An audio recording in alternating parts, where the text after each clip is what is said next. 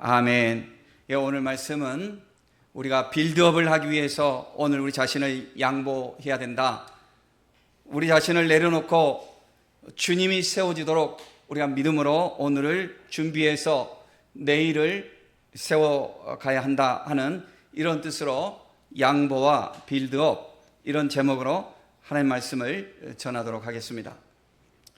내가 양보하고 내 주장은 포기하지만 주님의 복음이 세워지고 주님의 교회가 구축되어지는 것, 이런 의미가 내일을 위해서 우리를 구축한다는 의미거든요. 빌드업이 우리를 빌드업하자 하는 그런 말씀입니다.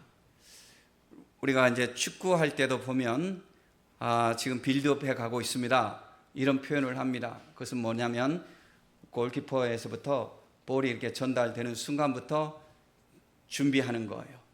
모든 사람들이 그냥 아무 데서나 슈팅을 하는 것이 아니고 결정적인 찬스가 오도록 수비부터 튼튼하게 하면서 이렇게 구축해 나가는 거예요. 이것이 빌드업이에요.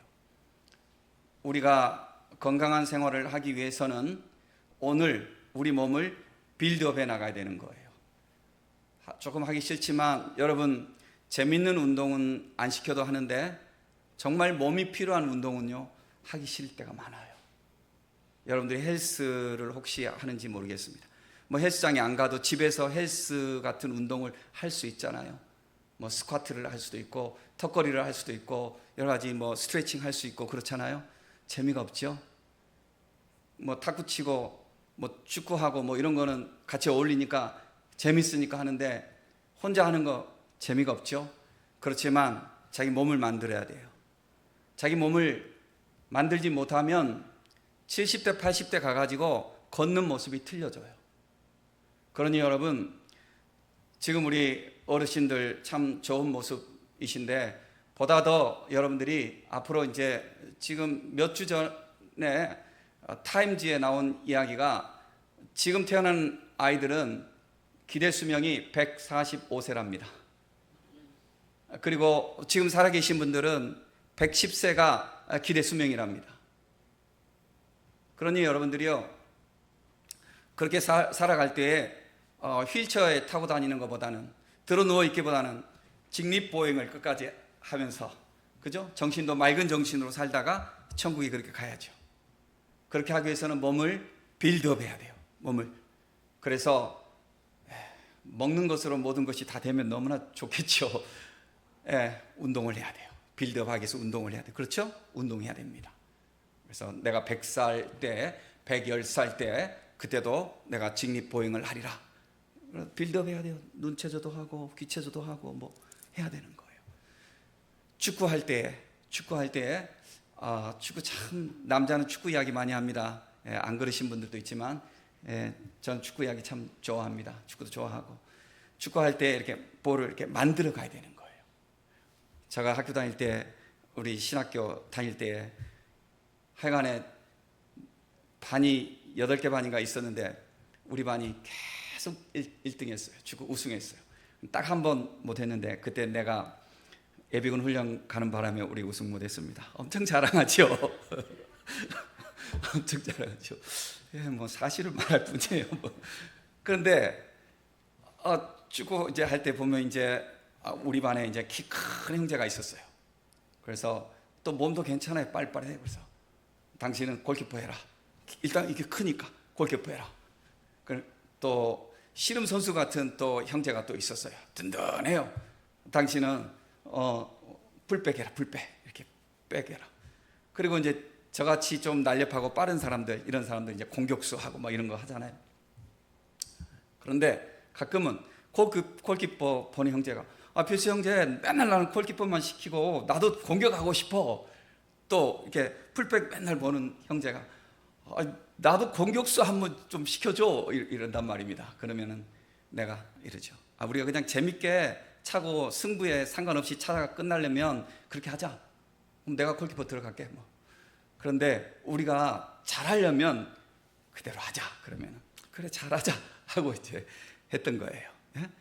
골키퍼가 공격수로 나가고 또 수비수가 고립 놓고 싶어서 제자리를 떠나버리고 그러면 빌드업이 되지 않는 거예요. 자기가 각자 맡은 자리에서 그 위치에 맞게끔 소위 쉽게 말해서 나대지 말아야 돼요. 나대지 말고 서로에게 기회를 이렇게 만들어 주는 거예요.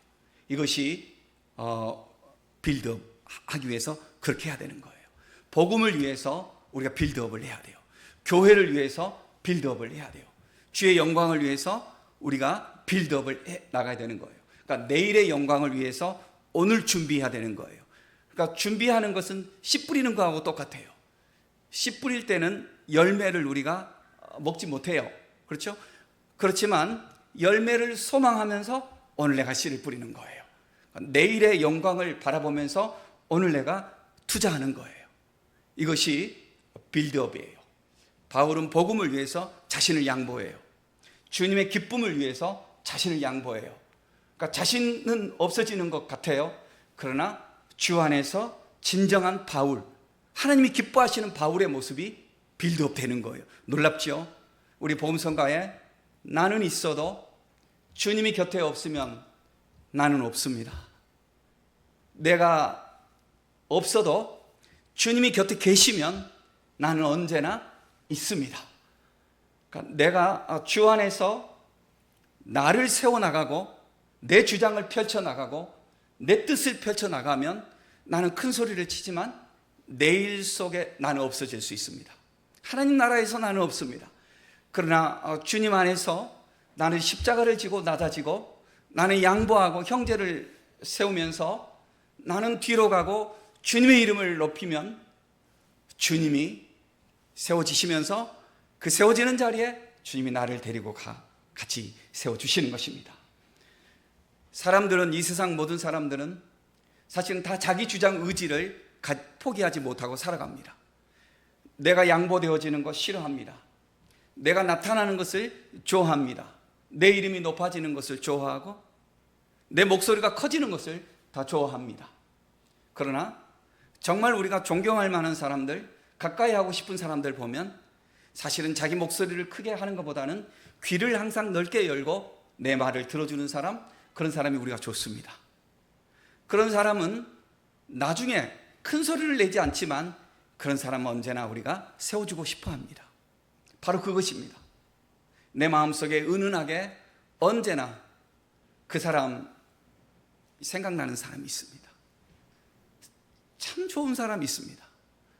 겉으로 우리가 이렇게 이야기할 때 큰 소리 치지 않아도 항상 은은하게 형제의 아픔을, 형제의 아쉬움을 채워주기 위해서 자기를 희생하고 자기를 돌봐주고 이런 사람들 참 너무나 감사합니다. 지나가고 났지만 제가 고마운 이야기를 해야 되겠는데 매트리스 이야기를 했더니 어떤 분이, 새벽기도 나오신 어떤 분이 침대를 하나 이렇게 사주셨어요. 뭐 아주 고급 침대는 아니라 할지라도 흔히 쓸 수 있는 그런 침대를 이렇게 낮은 거 하나 사주셨어요. 너무 감사해요. 또 우리 성도님들 중에서 한 분이, 목사님 외국에서 사람들 오면 돈도 좀 들어가실 건데 하면서 이거는 목사님한테 헌금하는 겁니다 이러면서 돈을 이렇게 좀 주셨어요. 많이 주셨어요. 너무 감사해요. 이런 은혜로 이렇게 전 잘 모르겠어요. 왜 그 형제가 처음에는 물론 연락이 왔었지만 한 10몇 년 동안 아무 연락이 없다가 갑자기 연락이 오고 교회 오고 싶어 하고 하나님의 어떤 뜻이 있지 않을까. 근데 그런 사람들이 몇 사람 있거든요. 몇 사람 있어요. 그래서 어떤 길로 하나님이 어떻게 하실지 모르겠어요. 저는 정말 우리 교회의 어떤 내일을 위해서 오늘이 준비되어지는데 이바지하고 싶은 목사예요. 그럼 여러분 기도해 주시고 뭐 잘 모르겠어요. 어떻게 하나님이 인도하실지. 그래서 참 이번에 이제 저도 한번 기대를 하고 뭐 온다고 하니까 이렇게 환영하고 이렇게 교회를 숙소로 이렇게 드리면서 이렇게 준비하고 있는데요. 아무튼 우리가 누군가를 위해서, 주 영광을 위해서 오늘 나를 희생하고 땀 흘리고 나를 이렇게 조금 물러서면서 그를 내세워주고 이러는 것이 내가 좀 없어지고 내가 작아지는 것 같지만 결국 주님을 내가 높이면 그 높아지신 주님 곁에 누가 있냐면 내가 있는 것입니다. 그래서 주님 뜻대로 살기 위해서 나를 양보하는 것, 이게 진정한 빌드업인 것입니다. 아브라함이 자기 아들을 얻었을 때에 얼마나 참 좋았어요, 그죠? 그런데 그 아들을 바치라고 하실 때에 아브라함이 이 세상의 것만 생각한다면 아브라함은 도무지 하나님 뜻을 준행할 수 없었을 것입니다. 그냥 주저앉아 엉엉 울고 불평하고 낙심하고 아마 그랬지 않았겠습니까? 그러면 그 이삭을 끼고는 살았겠지만 그냥 그것은 끝이에요. 그냥 끝이에요. 우리가 알지 못하고 그냥 끝이에요. 그러나 아브라함은 오늘 바울 사도도 그랬어요. 죽는 것이 나에게 유익하다. 왜냐하면 천국이 있으니까. 그러나 내가 살아있는 것이 여러분들에게 또 유익하다. 그건 뭐냐면 사는 삶은, 죽음은 나에게 소망이요, 사는 현재는 나에게 사명이다 이거예요. 여러분, 우리가 내일은, 그러니까 미래는 우리에게 소망이요, 그렇죠? 영생의 소망이고, 오늘은 뭐냐면 오늘 내가 사는 것은 이 소망 안에서 사명인 거예요. 그러니까 성도가 삶이 단지 자기의 삶을 소비하는 것이 아니라 자기의 삶이 주 안에서 사명이 되는 삶을 사는 것, 이것이 진정한 소망을 이루는 삶이 되는 것입니다. 그러니까 아브라함이 소망이 있으니까 이삭을 데리고 그 모리아산으로 올라가면서 주님이 하실 거야. 주님이 하실 거야. 주님 안에서 소망을 갖는 거예요. 그리고 오늘 내가 그 주님 안에서 응답하는 것은 내 삶의 사명인 거예요. 예수 안에서 사명인 거예요. 우리 성도들이 이것을 기억해야 돼요. 오늘 내가 내 마음대로 사는 것은 사명이 아니에요. 오늘 내 삶을 주님 뜻대로 살기로 했네. 주님 뜻대로 살기로 했네. 주님 뜻대로 살기로 다짐하면서 오늘의 내 삶이 주의 뜻 안에서 응답되어지는 삶을 살아가도록 내가 세상 등지고 십자가 바라보는 삶을 살아가는 삶이 될 때 내 삶이 사명이 되는 것입니다. 이런 사명의 삶은 반드시 소망 가운데 영광으로 하나님 앞에서 세워지게 되는 것입니다. 주님이 우리의 길을 인도하시는 거예요. 내가 양보하고 내가 포기하죠. 주님이 우리 길을 인도하십니다. 묘합니다, 여러분. 놀랍습니다. 주님이 우리의 길을 인도하셔. 절대로 주님이 우리 길을 인도하십니다. 세상 모든 일이 사람의 뜻대로 되어지는 것 같죠? 천만의 말씀입니다. 성도들은 주님 품 안에서 살아가는 거예요. 여러분, 주님이 우리를 만지시는 거예요. 어떤 때는 주님이 우리를 훈련하시는 거예요. 그러니까 속히 깨달아야 돼요. 주님의 이 손길에 속히 깨달아야 돼요. 주님이 나에게 무엇을 원하시는가 속히 깨달아야 돼요. 그래서 주님이 원하시는 그 기쁨의 삶으로 우리가 들어가게 될 때에 내 삶이 소망을 빚어가는 사명이 되는 것입니다. 그런 삶이 의미가 있는 거예요. 빌립보서는요, 옥중서신이에요. 그렇죠? 바울이 옥에서 편지를 썼으니까 옥중서신이에요. 그런데 빌립보서는 별명이 있는데 무슨 별명이냐면 기쁨의 편지예요. 기쁨의 편지. 기쁨이라는 단어가 뭐 기뻐하다를 포함해서 어쨌거나 뭐 명사건 동사건 기쁨이라는 단어가 16번 나와요. 이 짧은 성경에서. 그리고 바울은 진심으로 고맙다는 이야기를 여러 번 해요. 고맙다고. 옥중에 있으면 자유가 없고 내일이 불안할 거 아니에요? 그렇죠? 마음대로 못하고 옥중에 있으면 불편해요.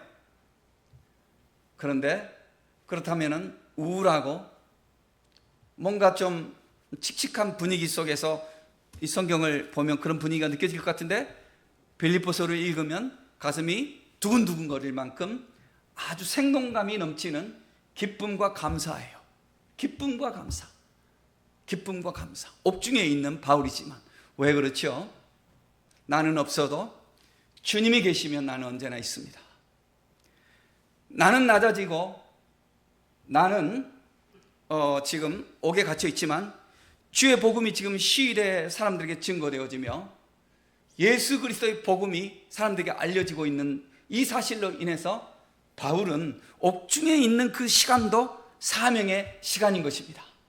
그래서 바울은 기뻐하고 있는 거예요. 여러분, 그런데 바울에게 정말 어떤 까닭없는 갑자기 전혀 복음의 정말 직접적인 연관이 없는 것으로 바울에게 지금 문제를 누가 안겨주고 있어요. 그게 뭐냐면 바울이 옥에 갇혀 있다는 사실로 인해서 사람들이 바울을 비난하는 사람들이 있는 거예요. 이게 이제 우리가 힘들 때가 있거든요. 언제 힘드냐면 내가 열심히 하는데 목사님이 나를 오해해. 날 몰라줘. 나는 열심히 하는데 성도들이 나를 시기를 해. 그럴 때 힘들거든요. 예수 안 믿는 사람이 야, 너 교회만 다닌다고 뭐 너무 열심히 하지 마라. 그러면 오히려 우리는 그렇지, 저 사람들은 모르니까 하면서 내가 이렇게 열심히 할 수 있는데 같이 교회 안에 있는 사람들이 나를 오해하고 비난하고 시샘하고 이렇게 나올 때에 그때 힘 빠지거든요. 힘 빠져요. 바울이 그런 문제를 지금 당하고 있어요. 바울이 옥에 갇혀 있을 때 많은 형제들이, 많은 성도들이 정말 바울 사도가 복음을 전하다가 이런 고난을 당하였구나. 그래서 우리가 바울 위해서 기도하자. 그리고 우리도 고난을 두려워하지 말고 복음을 전하자라고 이렇게 용기를 얻고 응원하고 있어요. 그런데 바울을 시샘하는 사람들은 누구냐면 지도자들이에요. 그러니까 인간은 꼭 이런 측면이 있거든요. 뭐가 있냐면은 같은 주의 종들이라 할지라도 성령 안에서 온전히 빚어지기 전에는 뭐냐면 경쟁하는 마음이 없잖아. 있어요. 경쟁하는 마음. 저도 그런 게 있었어요. 저도 그런 요소가 언제 있었냐면 저는 부목사로 있을 때 참 제가 돌아보면 많은 사랑을 받았어요. 저는 교회 밖에 있는 우리 김진홍 목사님 이런 분들 정말 저를 많이 이렇게 세워주려고 하셨고, 교회에서도 장로님들이 저를 이렇게 어떻게든지 저를 세워주려고 이렇게 하셨고, 많은 지금 돌아보면 그러셨어요. 그런데 저는 내면의 문제가 있었어요. 그래서 제가 목회를 해야 되나 말아야 되나 어마어마하게 고민하고, 그러면서 제가 이제 캐나다 갔던 거 아니에요. 그래서 이제 갔다 와서 이제 늦게 목회를 막 시작을 했는데, 좀 빙빙 돌다 목회를 늦게 시작을 했잖아요. 그래서 이제 개척교회는 사실 목사가 혼자 이런저런 일을 다 해야 돼요. 그래서 우리가 신학교 다닐 때 어떤 시트콤 같은 농담이 있었냐면, 개척교회 전도사 온몸으로 때운다 이런 시트콤 같은 유머가 있었어요. 그래서 그걸 가끔 이제 연극도 하고 막 그랬어요. 왜냐하면 운전해야지, 교회 청소해야지. 옛날에 개척교회, 요즘은 안 그래요. 요즘 전도사님, 교육 전도사님들 구하기도 힘들어요. 그리고 그런 일 하려고도 안 하시죠. 그런데 이제 저희 때만 해도 그게 사명이었어요. 운전해야지, 교회 청소해야지, 하여간에 또 주일학교 이렇게 해야지, 거기다 또 목사님 또 똘마니 역할까지 해야지. 이렇게 굉장히 많았어요, 옛날에는. 그래서 우리가 신학교 때 아이들이 그랬어요. 개척교회 전도사 맨몸으로 때운다 이러면서 피곤하죠. 학교 공부해야지 막 힘들었어요. 이제 이런 이야기 있었어요. 그런데 내가 이제 개척교회 목사를 해보니까 내가 부목사 하던 때하고는 너무 다른 거예요. 부목사 할 때는 전도사님이 다 이렇게 준비해 놓으시고 구역장 모든 분들이 다 해놓으시고, 저는 준비하고 오직 가서 말씀만 전하고 나면은 식사가 항상 준비되어져 있고, 목사님 뭐 좋아하세요? 한번 회 좋아한다고 그랬더니 그냥 맨날 일식집으로 이렇게 지나칠 정도로 그렇게 살다가 개척교회 목사 하는데 우리 원로 목사님 뽐을 따라가지고 이러니까 저 사람 뭐 하는 거야? 이러지. 이게 뭐 어렵더라고요. 어느 날 집에 이제 늦은 시간에 더벅더벅 좀 지쳐가지고, 죄송해요, 별로 힘들지 않은데 엄살이 좀 많아. 하고 TV를 딱 가서 이제 TV를 딱 이렇게 켜는데, TV에 누가 나오냐면 나하고 같이 부목사 생활하던 나랑 옆에서 있었던 그 형제가 TV에 나와서 설교를 하는 거예요. 야, 근데 그 순간 감정이 솔직히 묘합니다. 야, 내 친구네, 이게 아니라 저거 봐라, 쟤가 저렇게 컸어? 이게 질투심이 나오더라니까. 이게 여러분, 그 사람 감정이라는 게 묘해요. 자기가 모르는 사람이 막 이렇게 되면은 막 그러다가 자기가 아는 사람이 그러면은, 자기가 모르는 사람 막 이러면 그런가 보다 이랬는데, 자기 옆집 애가 막 이러면 와, 질투심이 좀 난단 말이에요. 어느 날은 또 교보에 갔더니 맨날 나한테 와서 라면 끓여 먹고 같이 하고 이랬던 애가 거기서 작가의 사인회를 하고 있는 거예요. 작가의 사인회를. 이거 도대체 뭐야? 내 친구들이, 야, 이것들 봐라, 쟤가 저렇게 컸어? 처음에 이런 솔직히 시샘이 듭니다. 그런데 그래도 하나님이 만져주시니까 내가, 그럼 그렇지, 내 친구들이 저렇게 잘 돼야지, 너무 기쁜 거예요. 근데 처음에는 그렇지 않았어요. 나중에는 지금 너무 기쁘고 너무 잘 지내고 너무 사랑하고 축복하고 서로. 그러는데 처음에는 시샘하는 마음이 없지 않아 있었어요. 이게 인간이에요. 근데 바울에게는 이 정도가 아니에요. 바울에게는 그 당시에 로마 사회는 그 명예에 대한 이렇게 경쟁심이 굉장히 강했어요. 로마 사회가 그랬어요. 자기 이름이 높아지고 자기 명성이 높아지는 것이 자기 인생의 성공으로 생각하는 그런 명예, 이게 아나 컴피티션이라는, 소위 말하면 명예 그 경쟁심, 이런 게 굉장히 강했어요. 그러니까 주의 종이라고 할지라도 한순간에 성령 충만한 종들이 다 되는 건 아니에요. 과정 중에 있어요, 우리가 다. 그런데 바울에게 시샘하는 그 종들은 특별히 좀 이상했어요. 그래가지고 뭐라고 그러냐면, 바울이 진짜 사도라면 왜 옥에 갇혔겠느냐? 바울이 정말 하나님의 은혜를 받는 종이라면 왜 하나님이 저렇게 옥에 갇히도록 내버려 두겠느냐? 우리 봐라, 우리가 진짜 능력 있는 주의 종들이야. 우리 이렇게 지금 복음을 전하고 있잖아.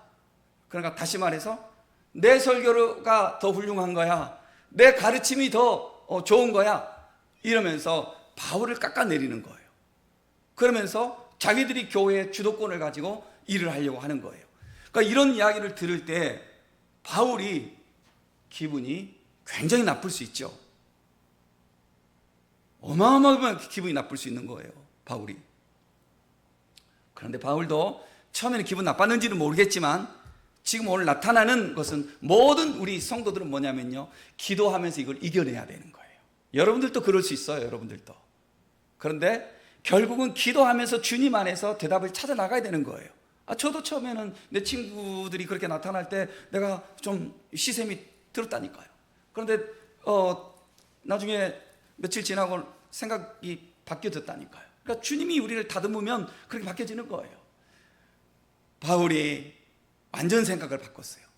뭐라고 하냐면은, 어떤 사람들은 좋은 뜻으로 내가 옥에 갇힌 것을 좋은 뜻으로 받아들이고, 어떤 사람들은 시샘하는 것으로, 경쟁하는 것으로 나를 이렇게 받아들이고, 그럴지라도 중요한 것은 어찌하든지 지금 복음이 전파되고 있지 않느냐, 그들을 통해서도 예수의 이름이 증거되어지고 있지 않느냐. 그러니 나는 무시당하고 나가 오해를 산다 할지라도, 대단한 거죠. 바울이 성령의 사람이라 이렇게 할 수 있는 거죠. 진짜 주의 종이죠. 바울이 뭐라고 하냐면, 나는 괜찮아, 주님만 높아지면 돼. 그러니까 17절 18절 우리 다 같이 한번 읽으실래요? 17절 18절 다 같이 시작. 그들은 나의 매임에 괴로움을 더하게 할 줄로 생각하여 순수하지 못하게 다툼으로 그리스도를 전파하느니라. 그러면 무엇이냐? 거칠애로 하나 참으로 하나 무슨 방도로 하든지 전파되는 것은 그리스도니 이로써 나는 기뻐하고 또한 기뻐하리라. 참 성령의 사람이죠. 그러니까 나는 없고 주님이 세워지면 나는 괜찮다는 거예요. 교회 안에서, 가정 안에서, 어떤 친구 관계에서도 그렇고 이런 일들 많이 겪을 수 있습니다.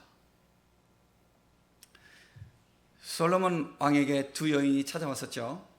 이 두 여인이 같이 사는 여인이었는데 같이 아이를 낳았는데 한 여인은 아이를 잠자다가 그냥 잠꼬대 하면서 덮쳐가지고 그랬는지 아이가 죽었어요. 그죠? 그러니까 이 여인이 자기 아이를, 죽은 아이를 살아있는 아이하고 바꿔치기를 해버린 거예요. 그래가지고 이제 다툼에 시비가 붙어가지고 솔로몬 왕에게 왔어요. 요즘 같으면 과학적인 걸로 다 분별하지만 옛날에는 그런 거 없었잖아요. 그죠? 이게 누구 아이일까? 이거 모르잖아요. 그래서 솔로몬 왕이 고민하다가 칼을 가져와서, 솔로몬 왕이 지혜가 많잖아요. 칼을 가져와가지고 이 아이를 둘로 쪼개서 나눠주자. 서로 자기 거라고 하니까 공평하게 반만씩 나눠주자 그랬어요. 그러니까 가짜 엄마는 시샘하니까 그래요, 차라리 그렇게라도 합시다 이런 거예요. 인간도 아니지. 그래서 진짜 엄마는 차라리 저 여인에게 주세요. 왜냐하면 아이가 죽는 것보다 내가 포기할지라도 내 아이가 살아야 되잖아요. 그래서 솔로몬 왕이 진짜 엄마를 찾아서 그 아이를 돌려줬죠. 여러분, 우리가 살다 보면 다툼도 있고 질투심도 있고 또는 혈기가 날 수도 있어요, 모든 일에. 그러나 주님을 사랑하는 사람, 주님의 교회를 사랑하는 사람, 태도가 다르죠. 가정에서 우리가 어떤 일들이 있을 때 내 혈기와 내 주장과 내 고집과 내 뜻이 내 머릿속에서는 우리가 너무 부족한 사람들이라 항상 이거밖에 모르니까 이게 다 오라. 그런데 내가 이것을 터뜨리고 내가 이것을 문제 삼고 내가 이것으로 이렇게 싸우게 되면 누가 깨져요? 가정이 아파. 가정이 깨져. 그래서 어떻게 합니까? 내가 좀 참더라도, 내가 좀 손해보더라도, 손해보기는 뭐가 손해봐. 가정이 세워지면 됐지. 나를 양보하고 가정을 세우잖아요. 이게 진정한 사랑 있는 사람이요, 현명한 사람이요, 복받을 사람이잖아요. 교회에서도 마찬가지인 거예요. 교회에서도 무슨 일을 하다 보면 다툼이 생길 수 있고 경쟁과 시샘이 생길 수도 있고 그런 거예요. 사실 우리가 공동체 생활을 하다 보면은 무심코 던진 말에 상처를 받는 일도 많아요. 상처를 받는 사람도 문제예요, 솔직히 말해서. 왜냐하면은 왜 그렇게 상처를 끌어안고 사냐고요. 주님께 패스해야지. 너희 염려를 다 주께 맡기라. 주님이 그러셨는데. 그런데 성격상 그 무심코 던진 사람은 성격상 던졌지 의도하지 않은 거예요, 사실은. 알고 보면. 그래서 이제 너무나 그래도 성격상 너무나 자주 그렇게 던지면 좀 절제해야 되겠지만, 예. 그러나 우리가 모든 게 그럴 때 여러분, 나는 없어도 주님이 계시면 됩니다. 나는 어찌 되든지 주님의 교회가 세워져야 되고 주님의 이 공동체가 잘 세워져야 되겠습니다 라는 이런 사랑하는 마음이 있으면 태도가 달라지는 거예요. 그런 것 때문에 무너뜨리지 않아요. 그런 것 때문에 빌드업을 깨뜨리지 않아요. 그런 것 때문에 골키퍼가 나 골키퍼 안 볼래 하고 저 공격수 자리로 나가서 골대 비워놔가지고 골링 뻥뻥 먹게 하지 않는 거예요. 내 자리를 내가 잘 지키는 거예요. 내 자리를 내가 잘 지키는 거예요. 이것이 공동체 안에서 나를 양보하더라도 가정과 교회와 이 공동체를 세워나가기 위해서 나를 양보하는 삶이에요. 그런데 결국은 어떻게 돼요? 나를 양보하지만 그 공동체와 더불어서 누가 세워져요? 내가 세워지는 거예요. 내가 세워지는 거예요. 바울이 이 시점에서 혈기를 내고 고집을 피우면서 같이 싸웠다고 해보세요. 오늘 우리에게 존경받는 모습으로서의 바울이 있을 수가 없지요. 그냥 큰 소리 치고 혈기 내고 욕심 내고 살다가 그 시절에 그냥 육신으로 살다 육신으로 끝나버리는 거죠. 그러나 삶이 어떻게 된다고요? 소망을 갖는 사람은 삶이 뭐가 된다고요? 사명이 되는 거예요. 사명을 위해서 나는 십자가를 지는 자리로 내가 낮아졌지만 결국은 주님께서 공동체를 세우면서 바울을 또한 세우셨지 않습니까? 우리가 이 마음을 가져야 됩니다. 주의 교회를 위하여, 사랑하는 가정을 위하여, 주의 공동체를 위하여, 주님의 나라를 위하여 오늘 우리는 나를 뒤로 할지라도 주님이 세워질 수 있도록, 이 공동체가 세워질 수 있도록, 그리고 이 공동체가 세워지는 그 기쁨이 내 기쁨이 되어야 되는 거예요. 왜냐하면 이것이 사명이기 때문에. 씨를 뿌리지 아니하고 어떻게 열매를 거둘 수 있겠습니까? 씨를 뿌리는 순간은 막연한 거예요. 열매를 따는 그 시간은 따면서 먹기도 하니까 좋겠죠. 그러나 씨 뿌릴 때는 손에 흙을 묻히며 땀을 흘리며 그냥 씨를 묵묵히 뿌리는 거예요. 그러나 열매를 바라보는 거예요. 이것이 소망이에요. 이 소망이 있는 사람은 오늘 사명으로 씨를 뿌리는 거예요. 사랑하는 성도 여러분, 우리가 믿음 안에서 내일을 위하여 오늘을 빌드업 시켜 나갈 수 있는 그런 충성된 주의 종들이 되기를 예수의 이름으로 축복합니다.